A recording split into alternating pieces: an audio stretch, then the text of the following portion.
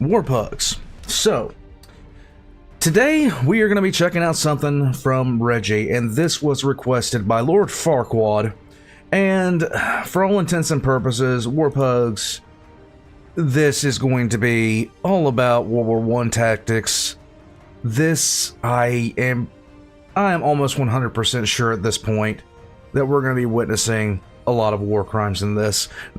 I use World War I tactics to survive Armageddon and Total Warhammer 3. I don't know what faction he's playing. I don't know. I just don't know. But based off the last time I saw Reggie play Warhammer, it's going to be it's going to be. I don't even need to say anything. It's going to be horrifying, but hilarious at the same time. Warpugs, subscribe to Reggie if you haven't already. All of his links are going to be in the description down below. Subscribe to me if you haven't already, or else I will cry, and I'm ugly regardless. Let's get into this. Tank! Gentlemen, I have one question. When you visualize Warhammer, do you see machine gun nests mowing down hordes of the undead? Maybe war zeppelins dropping bombs on confused Frenchmen? Or even thousands of soldiers simultaneously suffering from trench foot? Well, you should, because today we're going to be using the technology and tactics of a certain 20th century military power to conquer the world. Oh my god. Having both of our feet amputated will be the least of our concerns, because on turn 100, chaos portals will open all over the map, unleashing thousands of demons with an intense desire to consume our vital organs. Can we become a military superpower and overcome this cataclysmic event, or will we be subjugated by our demonic overlords? There's only one way to know. But first, a word from our sponsor, War Thunder. It's a game with an impressive collection of over 2,000 tanks, planes, helicopters, and ships, which you can use to decimate your friends regardless of which team they're on. Personally, blues are just red. I like to turn off my weapon systems and just use myself as the explosive. In this regard, hypersonic jets are the most effective option. War Thunder is the most comprehensive vehicle combat game ever made, with dynamic and detailed damage models. So when I crash my F-16 into the side of a T-34 tank at 2,000 kilometers an hour, I get a complex breakdown of exactly why I am no longer alive. The customization is impeccable. Zooming in to read manga. There is actually...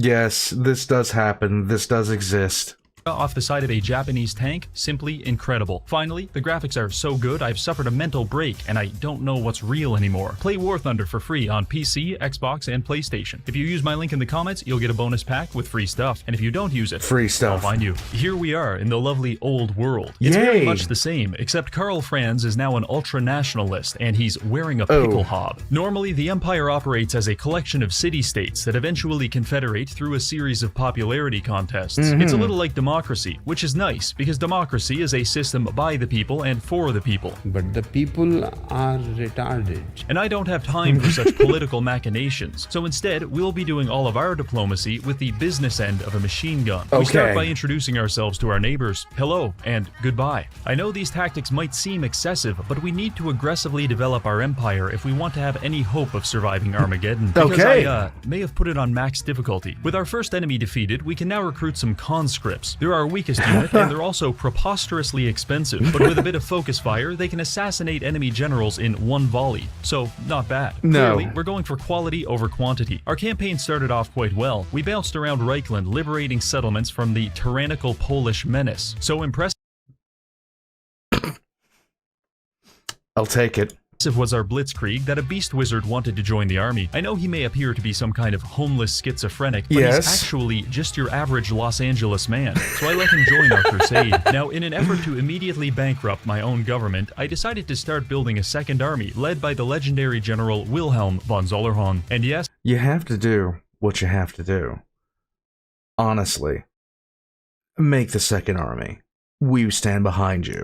I did Google that name to see if he was associated with any genocides. Surprisingly, he was not. Wilhelm is great because unlike Karl, his talent tree actually buffs our modern units, and you better believe I'm going to specialize him entirely into tank warfare. But we don't have any tanks yet. In fact, all we have are people who wanted to be here slightly more than they wanted to be in a military prison. So let's get back on track. After finishing off the Empire secessionists, we received a quest to defend this beach from an amphibious landing of Vikings. Unfortunately for the Vikings, the beach they are landing on is Normandy Beach, because we have just unlocked light machine gun nests, and as you may imagine, a band of naked Norwegians is no match for the 1,200 rounds per minute coming out of these guns. After completing our revisionist history at Normandy, I decided to declare war on Emil von Corden. Why would I do that? Because no one can stop me. Emil's forces were difficult to defeat because there were 2,500 of them, but that would create a little bit of an opening for you to take advantage of. Now there's not. This gives us ownership over one of the mountain passes, which will help us control our borders, especially when the demons arrive. While this was going on, Wilhelm was starting up a war on the Eastern Front, and things were going pretty well. However, we were starting to run into some growing pains. As it turns out, ignoring your faction's game mechanics in favor of ultra-violence is not a wise decision, because after declaring war on two... But what if you played the orcs with a mod like this? Because then ultra-violence is your culture. People just for fun, everyone thinks I'm clinically insane and our popularity is plummeting. Much like a high school girl, without popularity, Carl's empire starts to physically decompose. So to correct this economic tailspin, we need to increase our approval rating. To achieve that, we will stop fighting humans and instead focus on killing creatures of the night, such as the elderly. Unfortunately, Evan von Leibowitz didn't get this memo, and he attacked Wilhelm with 3,000 units. Now, machine guns are very strong, but as it turns out, they have their limitations, and we got absolutely massacred. This was a small but detectable setback in our plans. With my army destroyed, Durthu took the opportunity to demand financial restitution from us, despite the fact I've never even talked to him before. I'll be honest, it really damages my confidence to be successfully extorted by sentient plant matter, and I won't be forgetting this. But for now, we can't afford another war. Now it's... But what if you just use flamethrowers? I'm pretty sure that is a World War I, thing, and you could just do that. Not all bad, because the Beastmen just completed their end of a suicide pact by running headfirst into my capital, and this gave us a nice little chunk of change. In fact, money is at a bit of a premium in my empire, because if I want to recruit a super heavy tank, it's going to cost me thousands of gold. Fortunately, I found a few ways to make money. For example, I struck up a trade deal with this lovely wood elf lady. Shh, don't tell, but I think I want to kill her. Aside from that, we've just been completing quests, trading with the Chinese, and stealing Heinrich Kemmler's social security checks. Speaking of Heinrich, the war is going quite well. Much like the Beastmen, he fell into the trap of driving himself into a wood chipper at 300 kilometers per hour. And since then, I've been using light tanks to carve my way through his territory. Gotta do what you gotta do. There is no cleaner pleasure than watching machine gun fire tear into hordes of the undead. Our campaign culminated in the siege of Castle Artois. It was kind of awkward because we have... Artois sounds French. Almost no melee units, and we can't really shoot them effectively from this angle, so I settled on using some breaching charges to open the castle gates. From here, I just let my tanks sit down in front of the door and shoot anyone who attempted to move from here to here. It was a little like Red Rover, except the stakes were a lot higher, because angry Germans are shooting at you with machine guns. Eventually, we won, but clearly, I'm going to have to invest in some heavy artillery going forward. At this point, all of our initial enemies are dead, so it's a good time to assess our position in the world. It's turn 33, we occupy a thin band of regions along the southwest. I was hoping to have the entire empire conquered by turn 40, so it's safe to say we're a little behind schedule, but I'm confident that our rapidly developing military technology will help us catch up. For example, Wilhelm recently acquired a new mount. Is it a horse or even a dog sled pulled by children? No, it's a bulletproof Mercedes-Benz with a machine gun mounted on the roof. I'd like to see Vlad von Karstein compete with this. Speaking of Vlad, he's... Bring me the super heavies. We must have war. Going to be our next target. He owns a lot of territory, and unfortunately for him, most of the Geneva Conventions do not apply to reanimated corpses. This is true. This is true. He can get by on a technicality with this one. Popularity by eviscerating him with hundreds of landmines. However, the orcs were blocking my path into Sylvania, so I had to grapple with the serious moral dilemma of whether I should shoot them to death or cover them in napalm. I chose both. It was all going very well, because the orc military philosophy consists exclusively of screaming and running headfirst into bullets. The undead were experiencing a similar issue. Usually, they throw bodies at you until you become exhausted, but luckily for us, bullets do not get tired. The only problem we ran into was that the ghosts are ethereal, so roughly half of our bullets go right through them. But I am a firm believer in just shooting them twice as much. So we Look, there is a quantity over quality argument to be made here, but at the same time, if you have quantity and quality, you really don't have an issue now, do you?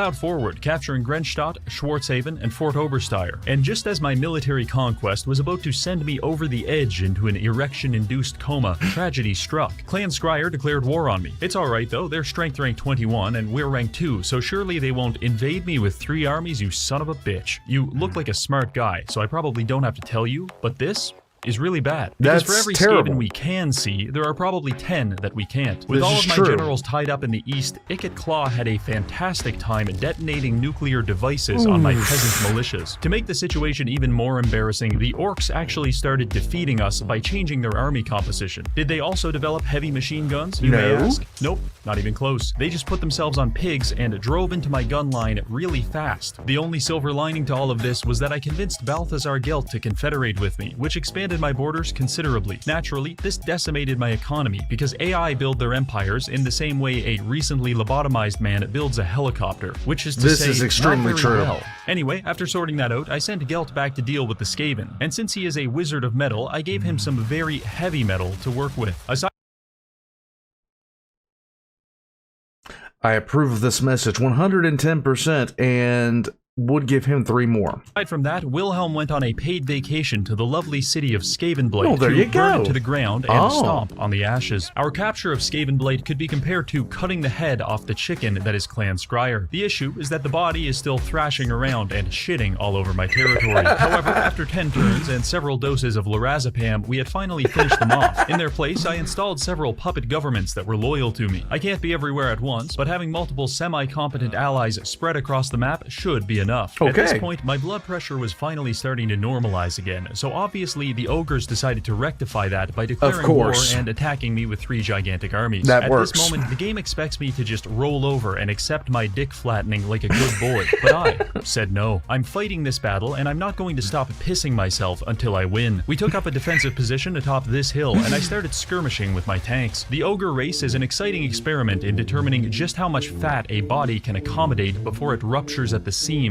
which makes them incredibly easy to shoot with a rifle. Even better than that, I found I could use my tanks to blob the enemies up, at which point my heavy machine guns would start tearing them apart. It was a bit of a messy process, but eventually we managed to shoot, bludgeon, and explode the ogres to death. As a thank you to Scrag for being such a good sport about the whole ogre genocide thing, I decided to travel into his territory, burn his castle down, and install a xenophobic city-state in its place. Now back to business. Vlad von Karstein is technically still alive, but his empire is dying, so we're going to administer some end-of-life care by caving in his cranium. This was fairly easy because I now have access to pioneer infantry, which can construct razor wire, MG nests, mortars, and anti-aircraft bunkers for free. It takes Warpugs, this is hacks at this point. This is outright hacks. But I'm loving it. I'm loving every second of it. Let's go. It's a lot of time, but the undead aren't exactly in a hurry. In fact, they're having a hard time moving at all, because Wilhelm upgraded his mount, and he's now flying above the battlefield in a war blimp, dropping cinder blocks and lawn darts on our enemies as they approach. Excited by the idea of blimp supremacy, I decided to recruit several Imperial war blimps to help me clean up some Viking villages. They're stronger, considerably more phallic, and each one has 10 bombs they can deploy for massive damage. The Norwegians attempted to counter this by throwing axes into the sky. Not only did this tactic not work, it actually made me bomb them even harder. At this point, I managed to narrow down what the actually good units are, and things are starting to move pretty fast. Some orcs declared war on us, we beat the daylights out of poor Festus, hired the Red Baron, who was apparently a melee specialist despite being in a biplane, killed some wood elves while no one was looking, used rocket launchers to defeat Pope Francis in a quest battle, and most importantly, we implemented government-mandated crystal meth for all of my soldiers, which is clearly evident by the way my machine gun. Well, we are using World War I tactics at this point, so this really shouldn't be a surprise to anybody. Gunners are especially since they're German. In between volleys. At this point, it's turn 70, and we control almost all Empire territory. Our only active enemies are the Norskins, the Orcs, and some British guy. However, the Chaos invasion will be coming soon, so it's time to start preparing. One of the most dangerous components of the invasion is that it spawns Chaos portals all over the world, which is like an open invitation for demons to remove your limbs. My plan is to construct several of these buildings rings across my territory. They prevent chaos rifts from spawning, and if I pull this off just right, we will be the only faction in the entire world that isn't immediately decimated by hordes of demons. Now, I like my plan, and it should buy us some time. However, we will still have to fight our enemies at some point. To this end, I've ordered the construction of several super heavy class weapons. This is a super heavy mortar. For reference, here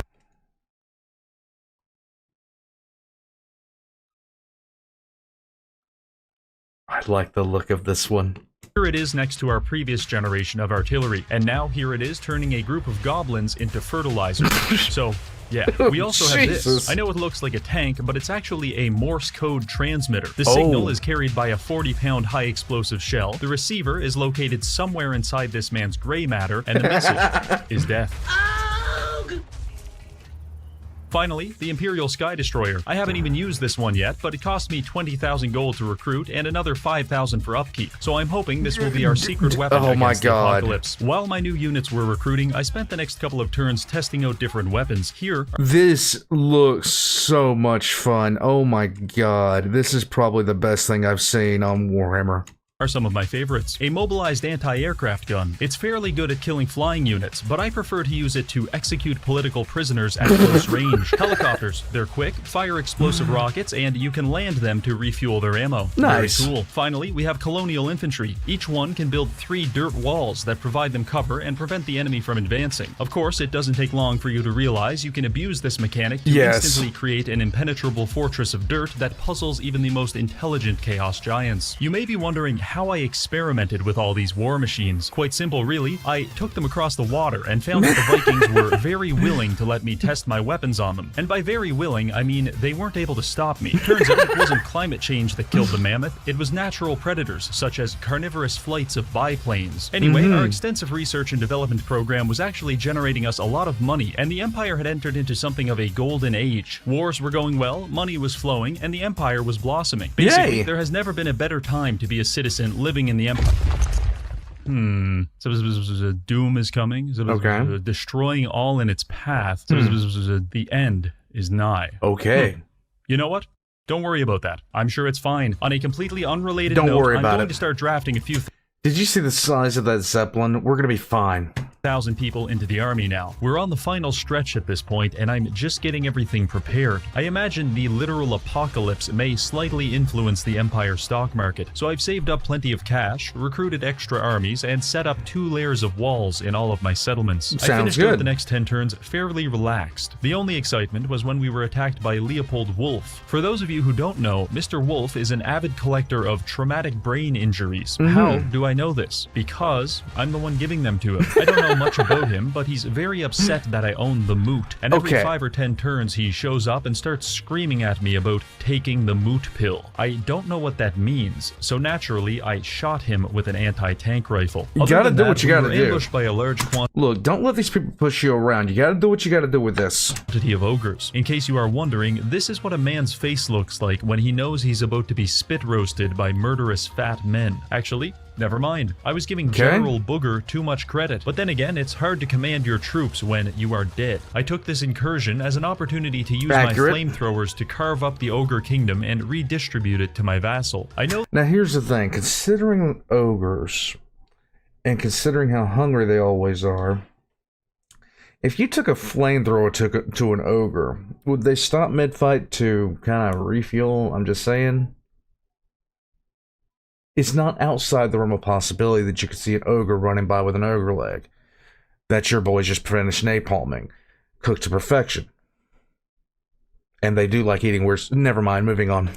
Though this may seem like an overly violent solution to an otherwise mundane problem, but when you are a walking tank of napalm, suddenly every problem looks like a Vietnamese rice farmer. Turn 99. Things are good. Our southern border is protected by several military allies. The north is protected by Kislev and the Tree People, and everything else is protected by this. I went to sleep on turn 99 with a smile on my face, feeling safe and secure, but suddenly, dark and twisted visions crept into my mind. Eldritch abominations, legions of chaos warriors, and above all else, one very angry little man. I woke up in a cold sweat, frantically searching around my empire for the chaos invasion, but it's fine. There's nothing here. Oh wait. Nope. There it is. There are a total of 75 fully leveled hostile Chaos armies on the map, and as it turns out, they're hosting a destination wedding in Altdorf, because they're all headed straight for me. Truly, it is time to summon the Elector Counts. Actually, never mind. They're all dead, and we killed them. Well, at least our preparations worked, and we have no... Well, you're still summoning the Elector Counts, because you're all the Elector Counts, so that works out in your favor. Chaos portals in our territory, so that should buy us some time. Anyway, good luck everyone else. Now, first things first, Festus has willed himself back into existence, and he also brought 10 of his friends from the homeless shelter to come kill me. However, I anticipated this and brought 8 of my friends, which means the ultimate battle between modern firepower and disgusting freaks is about to unfold. I kicked it off with 4 of my best armies against 4 of theirs. We deployed our forces and began setting up on the high ground. I was worried they might rush us, but there appeared to be some gentleman's agreement that we would both wait for our reinforcements to arrive. This is what that looked like on my side: howitzers, tanks, machine guns, armored cars, blimps, and of course, a shitload of infantry. On their side, whatever this is. We were in a bit of a standoff by this point, but fortunately only one of us had chemical weapons, and surprisingly it wasn't Festus. So I began pounding my enemies with poison-filled shells. This achieved some level of neuron activation, and they started plowing across the field toward me. Our lines were very neatly formed, and we were picking hundreds of them off with each volley, but within minutes it was absolute chaos. Giant insects chasing chaos in the chaos battle against chaos. Down heavy tanks, danger close artillery, blimps erupting into flames, giant balls of molten lead plowing across the battlefield, and most importantly, a very unfortunate amount of men being hacked apart by great axes. Luckily, we were able to volley fire the enemy leadership until they more closely resembled a spaghetti strainer than a human being. And with that taken care of, the Chaos forces began to fold. After about 18 minutes, they were in full retreat, and the post-battle screen looked like this. We can... Let's get back. I want to see. Damn, okay.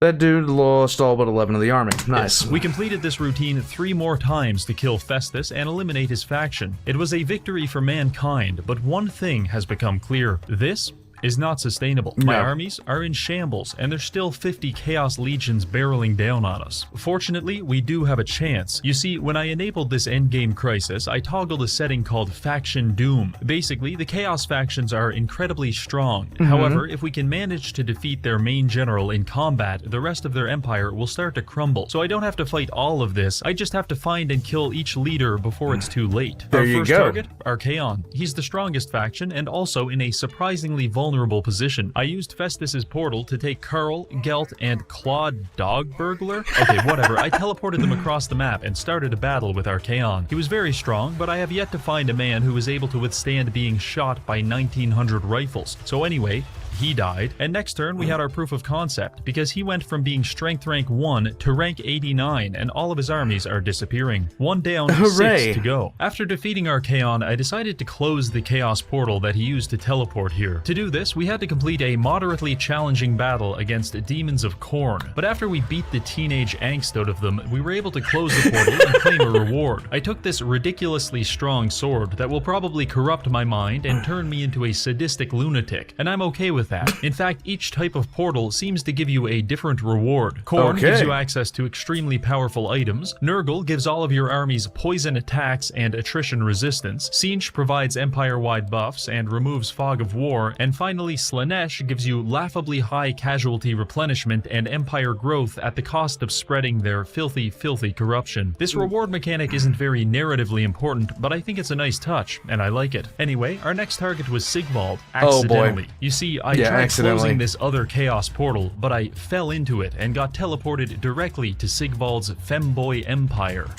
Who would have thought? Empire, which was remarkably unprepared for blimp supremacy. I felt bad shooting such a beautiful man to death, but dare I say, he looks even better now. By this point, Azazel's forces were starting to invade from the north. It took them only 2 turns to kill all of Kislev, and I really don't like the way they're looking at me. Most of my main armies have been dispatched across the world to hunt down Chaos generals, so I'm stuck defending my territory with these micro armies. They looked good on paper, but suddenly I feel unprepared. Yeah, Anyway, the fastest way for me to stop this will be to kill Azazel, so I sent 2 armies up the river to look for him, and we didn't have to look very hard because he attacked us on the next turn. It's not looking good, but what the auto-resolve seems to be forgetting is that this is my main tank regiment, and as it turns out, no amount of horniness can protect you from having your limbs blown off in an explosion. And furthermore, Azazel's this is actually fairly accurate, my guys. Tactic of throwing himself under my tank treads was questionable at best. With Azazel defeated and his ecstatic legion in disarray, we've bought ourselves some time. For my next magic trick, I will be making Valkia the Bloody disappear. I took Blimp Boy through the Chaos Portals again and managed to land right next to her. She had a lot more I want to see the Super Fortress. I need to see the Super Fortress. Units than me, but she's having a very hard time getting them through this choke point while I drop bombs on it. This is what we call a skill issue. Anyway, Valkia was absolutely seething at the fact she forgot to bring ranged units to a blimp battle, so I had free reign to basically do whatever I want. With her defeated, we just have 3 to go: Kolek, Wulfric, and Village. Speaking of Village, his faction is absolutely mopping the floor with the Chinese, as evidenced by the fact I am looking at a map of Cathay with only 1 Cathayan settlement. That's anyway, bad. I sent Gelt and Dogburglar through a portal to chase Village down, but he got the drop on us at Dragon's Gate, and it's not looking so good. We did our best with the basic infantry, but they're remarkably squishy and don't hold up so well against return fire. Also, this creature exists and is doing horrible, horrible things to anyone unlucky enough to survive the enemy's ranged attacks. I tried everything: magic, bombs, even tried burning it like an ant with this high-powered magnifying glass. Didn't work.